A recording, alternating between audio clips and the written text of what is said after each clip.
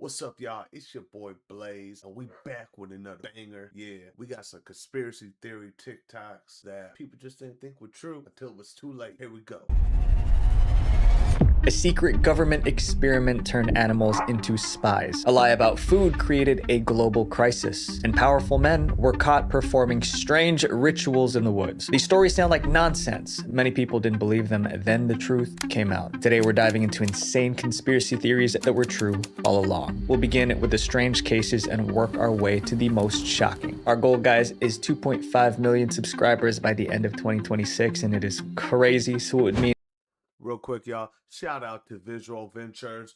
If y'all want to go ahead and check out his page, it's right here. Visual Ventures, appreciate you for this conspiracy theory video. Let's get back to the action, baby. The world if you subscribe. I will do my very best to put out the best videos I can for you. I'm Visual Venture and you are awesome. The animal spy conspiracy. During the Cold War, the US and Soviet Union spied on each other. That's no secret, but there's one bizarre conspiracy theory from that period. People claimed the CIA tried to turn animals into spies. It sounded crazy, but declassified documents proved it actually happened. In the early 1960s, being a CIA spy meant risking your life. Anyone caught spying in the Soviet Union could be executed. The CIA wanted to spy without putting agents in danger, so they came up with a strange idea. Stop relying on human agents. That was where cats came in. The CIA realized cats could go anywhere without drawing attention. Yo, that is an ingenious idea. I'm not eager to cap y'all. Using cats as spies, bro, they are so quiet and agile. That was a genius idea. That made them perfect spies. So the agency launched Project Acoustic Kitty. The goal was simple: turn a cat into a walking listening device. Surgeons would implant a microphone, a radio transmitter, and an antenna into the cat's body. The idea was that the cat would move near a target, the mic would capture the conversation, and the transmitter would send the audio to the CIA. On paper, it sounded smart. In real life, it was chaos. Implanting those devices into a living creature was tricky. It took months to figure out. One report said they made a monstrosity. At that point, it was time to train the cat. But a new problem came up. The cat was hard to control. During training, it kept wandering off and chasing birds. It also kept stopping to look for food. Even so, the agency decided the spy cat was ready. It was time for a real mission. In 1967, the CIA released the spy cat near the Soviet embassy in Washington, D.C. Two men were sitting on a nearby park bench. Agents wanted the cat to get close enough to record the conversation. They released the cat. It stepped into the street. Then a taxi hit it. The mission was over before it even began. By then, the agency already spent about $20 million on the project. That's roughly $170 million today. But they decided to quietly shut it down. Chat, can you imagine spending that insane amount of money on just one invention for it to just get splat all over the place? And then you just like scrub it. Didn't want to do it anyways. Next. That's crazy. That's crazy. To have that much money, that's insane. One memo said the project was not practical. However, the agency didn't give up on the idea of animal spies. Instead, they tried something even stranger. By the early 1970s, CIA engineers came up with a new plan. If real animals were too hard to control, they would build a machine that looked like one. That idea became the insectothopter. It was a tiny drone built to look like a dragonfly. It had a tiny engine that powered the wings. A microphone was hidden in the head, and operators could control it remotely. By 1976, the CIA had a working prototype. This is the first flight of the insect-sized unmanned aerial vehicle called Insectothopter.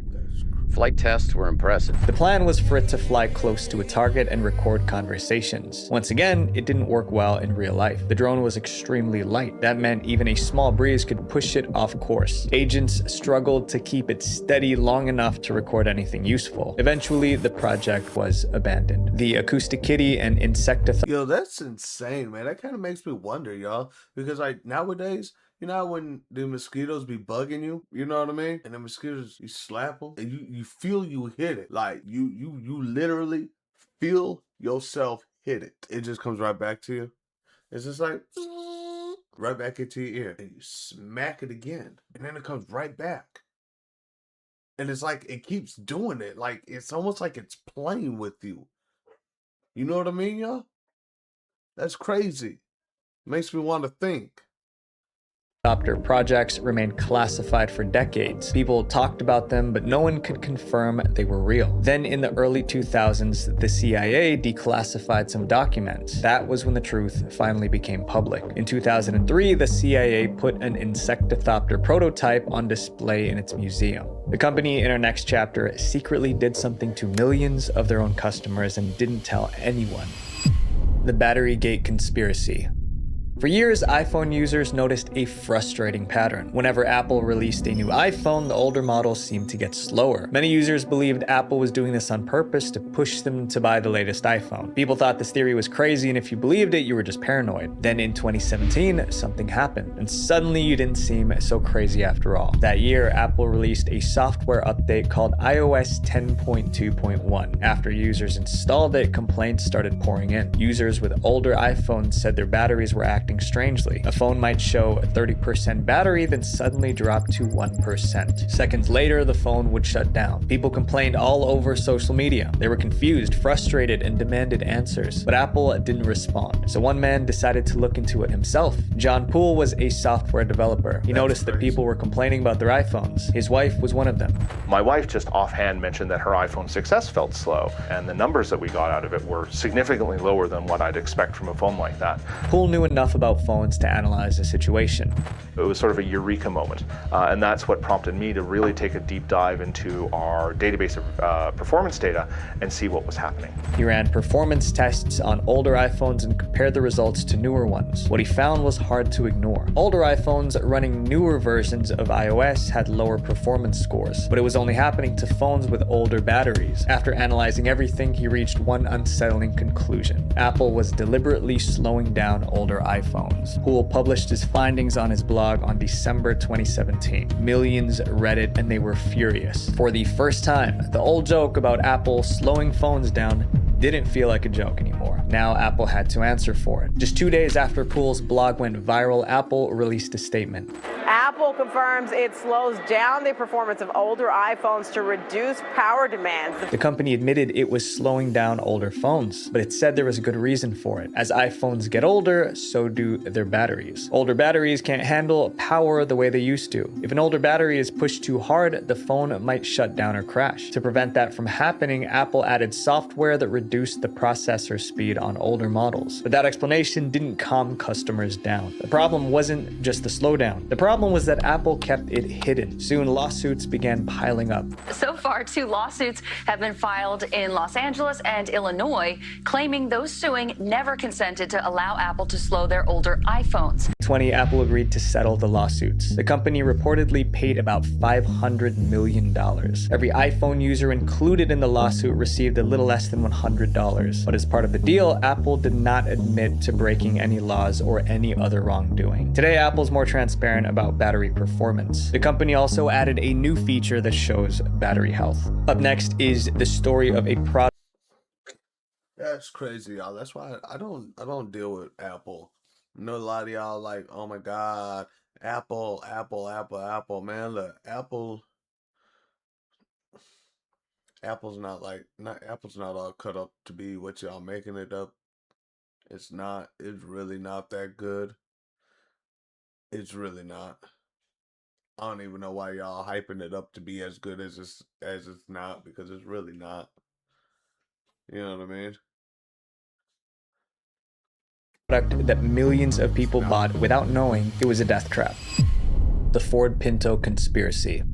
The Ford Pinto is remembered as one of the most dangerous cars ever. Even a small crash could make it burst into flames. Many people ended up in the emergency room. The conspiracy theory was that Ford themselves knew the cars were going to explode, but they hid that information and sold it anyway. That was a serious accusation, but the truth was even worse. In the 1960s, the Ford Motor Company was in trouble. Other car companies were selling smaller, cheaper vehicles, and Ford needed something that could compete. So the CEO told told engineers to build a car that was cheap, small, and fuel efficient. Those targets were difficult but not impossible. The real problem was time. Designing a new car normally took 43 months. Ford engineers were given only 25. That deadline forced them to rush the design process. The result was the Ford Pinto. Eventually, it was time for crash testing, which is standard for any new car. Engineers wanted to see what would happen if the Pinto crashed. When the Pinto was hit from behind, the gas tank ruptured. Fuel spilled, sparks flew, and then boom,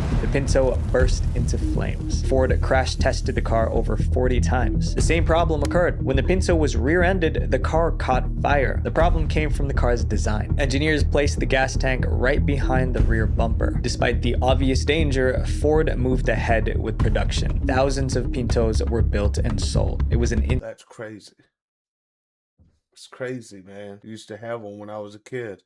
I shit you not. Man, that's crazy. Knowing that now.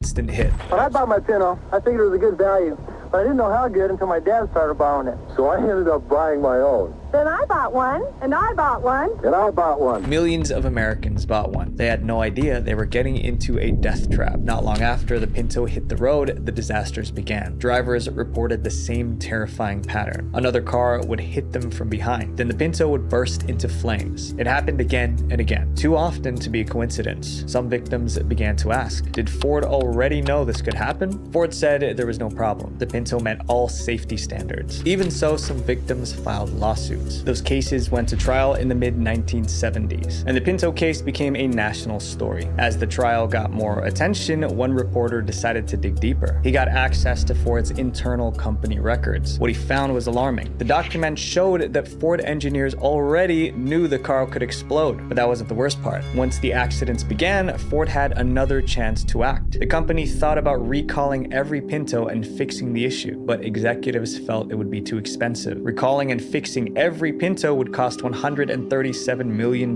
They estimated that settling victims' lawsuits would cost about $50 million.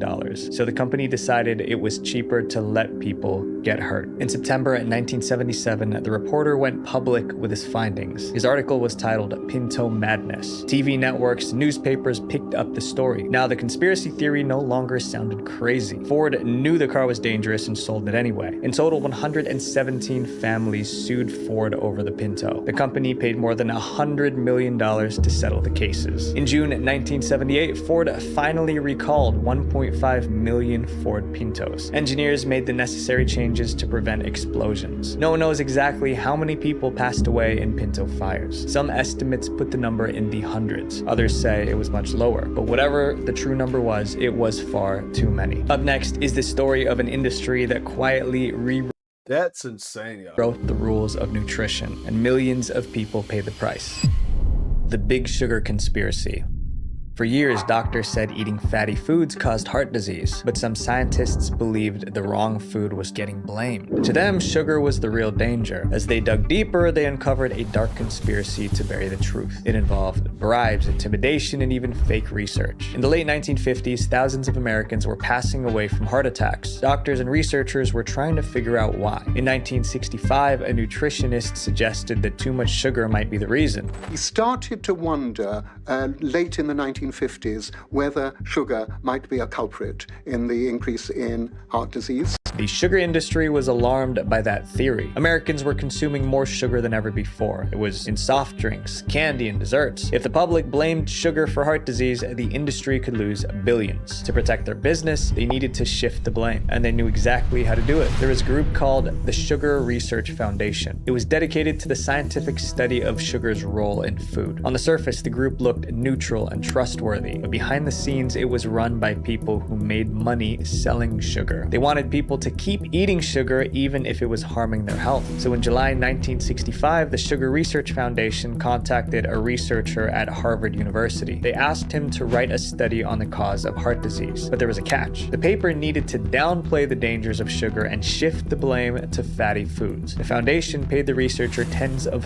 thousands of dollars. Back then, scientists didn't have to reveal who funded funded their work, so the public never knew about the deal. In 1967, the Harvard researcher published his paper. It said that cutting fat out of your diet was the best way to avoid heart disease. And because the study came from Harvard, people trusted it. Almost no one knew that the sugar industry paid for this study. Sugar executives were thrilled. One of them even wrote to the researcher, "Let me assure you, this is quite what we had in mind." Over time, the idea that fatty foods alone caused heart disease became widely accepted. A few years later, the US government released dietary guidelines. It told Americans to cut back on saturated fat, especially red meat. Many people followed that advice without cutting sugar. Many Americans switched to low-fat products. Food companies advertised low-fat yogurt, snacks, and dessert. Who would do it right? Hard to believe it's got less fat. But many of these low-fat foods had extra sugar for flavor, so people ended up consuming even more sugar than before. Over time, the health problems worsened. That confused a lot of doctors. Some scientists questioned the old research on fat and sugar, but there was still no proof that the study was manipulated. It took nearly 50 years for the truth to come out. In 2009, a researcher was studying the history of nutrition science. Her name was Kristen Kearns. While going through Harvard records, she found letters between Harvard researchers and the Sugar Research Foundation. The first folder that I pulled out opened up to a memo, the blue letterhead of the Sugar Association, and it had the word confidential. Those letters proved that the sugar industry funded the research and probably influenced the results. In September 2016, Kearns published what she found. It shocked the world. New this morning, Bay Area researchers are accusing the sugar industry of some unsavory behavior. Believe me, I've been reading this for the past couple of days, like, oh my God. What did you think? We shaped our notion of healthy diets for decades on this. Don't ever eat fat, sugar, no problem. By then, the researchers who wrote the paper were no longer alive, but the Sugar Research Foundation still existed. It now went by a new name, the Sugar Association. When people confronted the group, it denied doing anything wrong. It admitted it funded the research, but insisted it didn't influence the results. Even so, it was too late to undo the damage. For decades, people ate foods packed with sugar, and many paid the price with their health. That was a lie that lasted 50 years, all because the sugar industry wanted to protect their profits. This next chapter is about a secret military operation so unbelievable. That's crazy because I got a sugar habit my dang self. I need to stop eating all this sugary stuff. Like, I can't stop drinking my tea that make you pee. You know, it's not just regular tea. So it's not sweet tea, but it's the super sweet tea. See? The government denied it ever happened. The weather control conspiracy. Have you ever heard anyone say that the government can control the weather? It sounds like the kind of thing only paranoid people would believe, but that idea didn't come from nowhere. In the 1960s, the United States was fighting in Vietnam, but the war wasn't going well. One major problem was the Vietnamese Army's supply network. Their soldiers had secret roads running through the jungle. They used these routes to move food, weapons, and troops. As long as supply routes stayed open, it was much harder for the US to win. The US wanted to shut them down, but there were too many hidden roads to find and block. Then the military noticed something. Whenever heavy rain fell, the roads turned into mud. Trucks got stuck and people struggled to move through it. That made moving supplies much harder for Vietnamese forces. That gave the US an idea. If they could make it rain all the time, the enemy would have a much harder time moving supplies through the jungle. Controlling the weather sounded like science fiction, but the government had a reason to believe it was possible. Years earlier, a chemist named Vincent Schaefer ran some weather experiments. Schaefer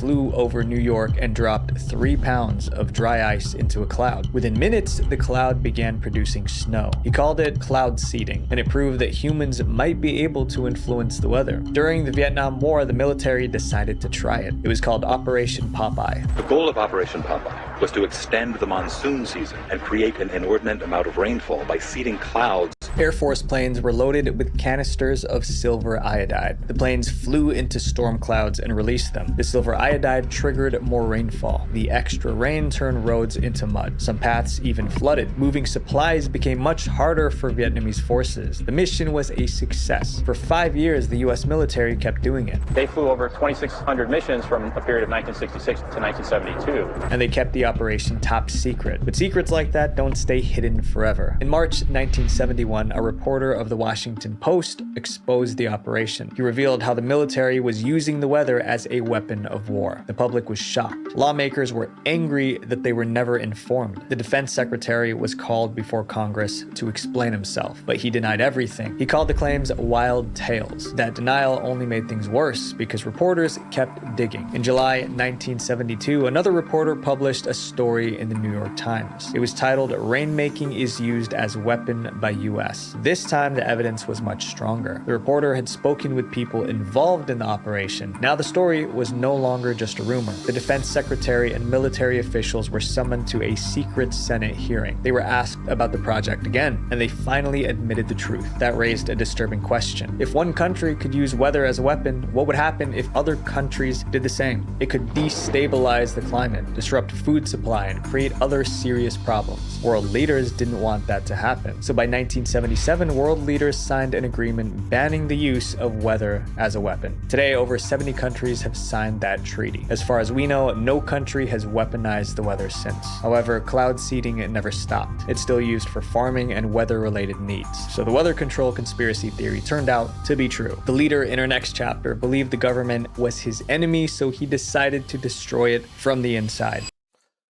That's insane. Being that they're steadily spraying them chemtrails over our head, all them dang chemicals that they got going on to make this cloud seeding possible.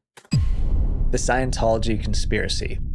The Church of Scientology has been accused of many things, including being a cult, but one claim stood out from the rest. People said the church was doing illegal things to silence its enemies and manipulate the government. So were these conspiracy theories true? But to understand why millions of people believe this church is dangerous, we have to go back to where it all started. The Church of Scientology began in 1953. It was founded by a science fiction writer named L. Ron Hubbard. It said Scientology was a religion that could help people unlock their full potential. Read Scientology, The Fundamentals of Thought by L. Ron Hubbard. Your search is over, but the adventure's just begun. That message attracted thousands of followers, but as Scientology grew, so did the controversy around it. Former members accused the church of extortion and harassment. By the mid-1960s, the complaints were too many to ignore. The US government started investigating Scientology's internal practices, and what they found was troubling. Large amounts of church money were going straight to the founder, Hubbard. He was running it less like a religion and more like a business. So the government revoked Scientology's tax-exempt status. Other countries went even further. The state of Victoria in Australia has passed a law making it a criminal offence for anyone to demand or receive payment for the pseudo-medical practice of Scientology. Hubbard was furious. He believed the government was targeting him unfairly. He gave interviews defending Scientology. Why do they just fight it and say there's something bad, but they never specify what's bad? They haven't specified. For instance, right now they say we're breaking up marriages. Right, that's a lie. But instead of fighting back in court, Hubbard came up with a much darker plan. He would attack the government from within. In 1973, Hubbard launched Operation Snow White. The mission was simple. Scientology wanted to infiltrate government offices and erase every damaging file about the church. To do that, Hubbard created a network of spies. They made Scientology members apply for jobs in government agencies. They targeted places like the IRS and the Department of Justice. Once they got hired, the spies searched for files on Scientology. Then they stole those files or destroyed them. Sometimes they swapped real records with fake ones that made the church look harmless. The operation was led by Hubbard's wife, Mary Sue. She trained Scientologists to become spies. They learned how to forge IDs and manipulate people. For 5 years, the plan worked. Scientology infiltrated 136 government agencies in 30 countries. But the church was not just stealing files. They were also going after anyone who criticized them. Hubbard kept a list of the church's enemies. Paulette Cooper was at the top of that list. In 1972, she published a book titled The Scandal of Scientology. It was one of the first books to openly criticize the church. Scientology church leaders hated her for it, so they decided to ruin her life. They sued me 19 times all over the world, put me through 50 days of depositions. They sent a lot of horrible anonymous smear letters about me. Then they decided to frame her for a crime. They stole my stationery. They got my fingerprint on a piece of paper, and then they sent bomb threats to themselves. Scientologists got a paper with Paulette's fingerprints. Then they used that paper to send device threats to their own church. After Yo, that is diabolical, chat, man. To get somebody's no, not just somebody. Let me rephrase that. To get yo ops fingerprints, yo, write out a whole bomb threat letter, put your ops fingerprints all over the letter, envelope, everything, and then have that shit mailed to your church or to your business. That's diabolical, y'all, chat. That is so diabolical, man. They wanted that lady dead. Unalived. You know what I'm saying? They want her, like they were trying to cut her water off. That they reported the threats to the FBI themselves. To investigators, it looked like she was guilty. Paulette was arrested and charged. If convicted, she could spend years behind bars. The Scientologists were celebrating. However, their entire operation was about to fall apart. In May 1976, 2 Scientology spies broke into a courthouse in Washington, D.C. They were trying to steal more documents, but the plan failed. A security guard caught them using forged IDs. Federal agents traced those fake IDs back to Scientology. So in July 1977, FBI agents raided Scientology offices. They seized about 100,000 stolen government documents. They also uncovered files that exposed Operation Snow White. Those files showed that Scientology framed Paulette Cooper too. They found something that said along the line of conspired to frame Miss Lovely, which was the code name that Hubbard gave to me. 11 high-ranking Scientology officials were convicted. Among them was Mary Sue, the wife of L. Ron Hubbard. She was sentenced to 5 years behind bars. But one key figure avoided charges, L. Ron Hubbard himself. Investigators believed he directed the operation, but they could never prove it in court. After the convictions, Hubbard disappeared from public life. He spent the rest of his life paranoid and in hiding. Scientology still exists today, and it is still powerful. Its members include celebrities, lawmakers, and wealthy CEOs. Who knows how much more powerful it could have become if its spies stayed inside the government. This next chapter is about a secret club that most powerful people in the world don't want you to know about. The Secret Society Conspiracy.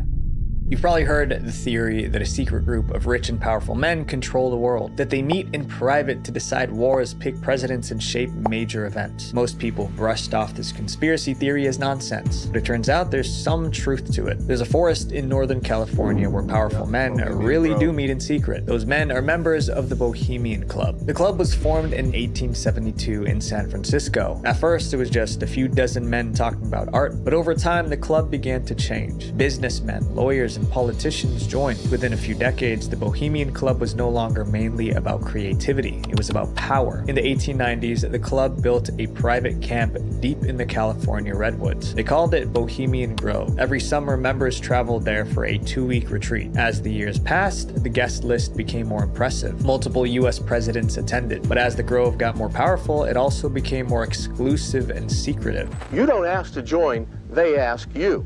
The whole thing is about excluding certain people, and other people get to go to this fancy retreat. No one was allowed to take photographs. Journalists were banned from entering. Members followed one strict rule. What happened at Bohemian Grove stayed at Bohemian Grove. Naturally, this made people suspicious. What were these powerful men doing in secret? For decades, no one on the outside really knew. Then one journalist managed to get in. In July 1989, a journalist named Philip Weiss got inside Bohemian Grove. He planned to sneak in, but when he got there, security was much lighter than he expected, so he pretended to be a guest and stayed for 7 days. Weiss saw celebrities, politicians, and business executives. He heard discussions about major issues. It all seemed impressive. But on the first night, things went from impressive to bizarre. After dark, men in dark robes walked in a slow procession. They carried a coffin. Then they placed it in front of the statue of an owl. The statue was 40 feet tall. Then they set the coffin on fire. The ceremony was called the cremation of care. Inside the coffin was a figure meant to represent the worries of everyday life. Burning it symbolized letting those worries go. When he got back to New York, Weiss wrote about what he saw. His article was published in Spy magazine, and it caused a sensation. For the first time, the public got a glimpse inside Bohemian Grove. The idea that world leaders were performing rituals in the woods sounded unbelievable, but it was happening. Bohemian Grove still operates today. Every summer, members gather in the forest. Cameras are still banned. Journalists aren't allowed to enter. And the same rule still applies. What happens at Bohemian Grove stays at Bohemian Grove. So was the conspiracy theory true? What we know for sure is that they really do meet at Bohemian Grove. What they discuss, however, remains a mystery. Are they deciding the fate of the world or just spending time